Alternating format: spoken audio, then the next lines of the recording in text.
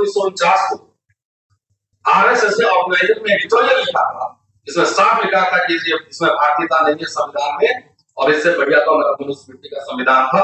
और adult franchise वयस्क मताधिकार से भी बहुत उनको उम्मीद नहीं, उनका था कि कुछ ही लोगों को मताधिकार। तो आरएसएस को समझे राजा बटवारा corporate one nation one leader,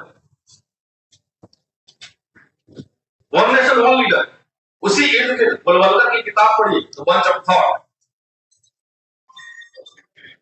तो ये बेसिकली ये हिंदू राष्ट्र कॉर्पोरेट राष्ट्र बन रहा है। आप पंडित से पूछिए कि बाबा साहब ने मिनी संविधान लिखा स्टेट एंड माइनॉरिटी, उसमें उन्होंने ये आइडिया डेवलप किया था कि जहां जहां जरूरत होगा हम प्राइवेट सेक्टर लेंगे और जहां जरूरत होगा हम अपना गवर्नमेंट सेक्टर पब्लिक सेक्टर रखेंगे। बैंक नेशनलाइजेशन की बात होती, जो बंजर खाली जमीन है उसको दलितों में बांटने की बात होती, सब कुछ उसमें लिखा हुआ है। आखिर बाबा साहब के बाद पंडित नेहरू, इंदिरा गांधी, राजीव गांधी सबने बनाया ना पब्लिक सेक्टर यूनिट, सबने बनाया public sector unit. Modi ji कह रहे हैं कि 70 साल में क्या हुआ, ये तो बेच क्या रहे हो, जो बेच रहे हो किसका बनाया, हवाई जहाज अड्डे बेच लिए, आधा रेल प्राइवेटाइज हो गया, सारी नौकरियां खत्म हो रही, महारत्न नवरत्न कंपनियां आपने तो नहीं बनाई। एक यूनिवर्सिटी बता दीजिए कि आरएसएस बीजेपी ने बनाई। हाँ गलगोटिया बनाई। तो मेरा ये आइडिया कहना ये है कि जरा सारे समुदाय दुखी है, खाली कुछ कॉर्पोरेट को छोड़कर चांदनी चौक में चले जाए, छोटे व्यापारियों से पूछिए, नोटबंदी, जीएसटी। तो मैं कई बार कहता हूं इन लोगों की आइए ना हिंदू राष्ट्र में स्वागत है, आप यही चाहते थे ना। जितने public sector university college public sector बने, उसका सबसे ज्यादा लाभ किसने लिया है पता है? सबसे ज्यादा लाभ लेने वाला है तो ब्राह्मण समुदाय। आप आंकड़े उठा के देखिए, सारे कॉलेज में professor, vice chancellor, secretary, cabinet secretary, director जितने, तो गरीब भारत में मुफ्त शिक्षा मिली, नौकरी मिली और पेंशन मिली, उसमें थोड़ा सा हम लोग को भी मिला।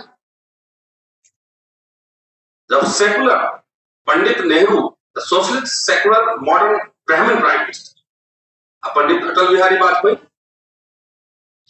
Rightest corporate plus Brahmin prime minister, तो नेहरू ने बना के दिया सब। ये लो भाई, आईआईटी लो, एम्स लो, मेडिकल कॉलेज लो, ब्राह्मणों को पेट पकाया, सरस्वती को प्रतीक बनाया।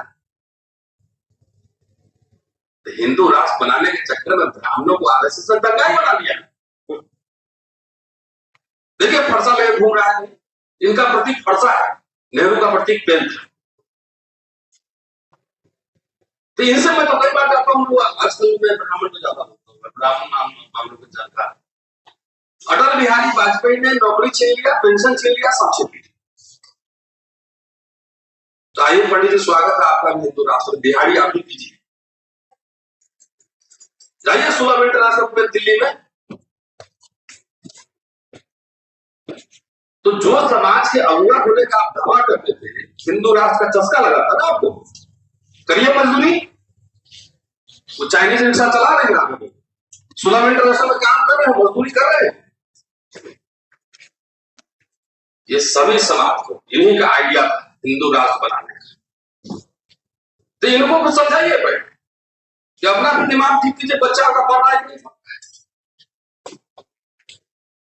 सरकारी स्कूल, अभी प्रिंसिपल साहब बात कर रहे थे, सरकारी स्कूल में हम सब पढ़े, स्कॉलरशिप भी लिए, पूरे जिंदगी में 5,000 रुपया फीस दिया होंगे पीएचडी करने तक।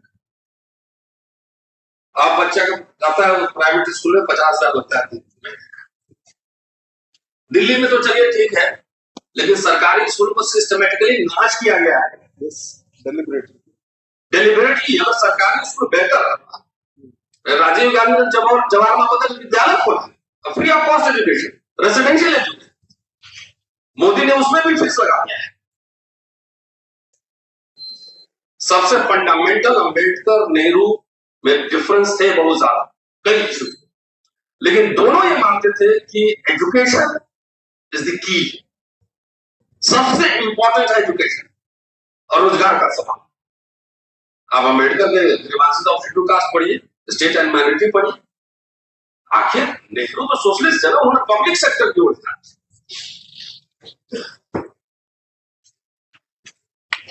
तो इन देश के तमाम लोगों को सोचना है कि देश देखिए हिंदू राष्ट्र कुछ नहीं बनेगा,